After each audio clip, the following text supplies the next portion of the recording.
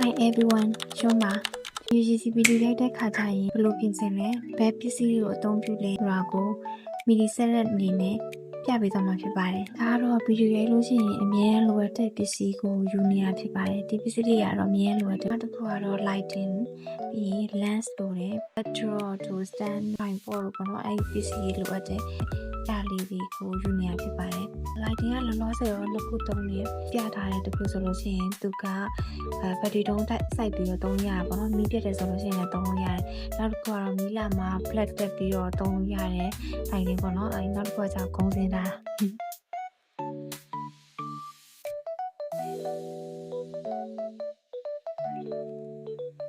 အခုဒီမှာကွစီကွဆဆင်ပြထားတဲ့ဟာက backdrop stand လို့ခေါ်တယ်သူကအမြဲတော့မစိမ်ဘူးပေါ့နော်အခုဆိုလို့ရှိရင်တစ်ခေါက်ဆင်ပြီးတော့ထောင်ထားလိုက်ပြီးဆင်ကြရမလို့တော့ပြီးတော့ဒီအဖြူအောင်စက PVC backdrop လို့ခေါ်တယ်ချိန်ပြီးတော့သုံးရတာပုံမှန်တော့အဲ့ဒါကြီးအချက်အကြီးပဲပေါ့နော်အဲ့ဒါမှပြန်ပြီးတော့ဖြတ်ပြီးတော့ mini set တက်လုပ်တဲ့ခါကျလို့ရှိရင်သုံးပြတယ်တကယ်လို့ကိုကနဲ့ကိုပဲအိမ်မှာ product လေးရိုက်ချင်လို့ရှိရင်တော့ပိတ်စသုံးလိုက်လို့ရတယ်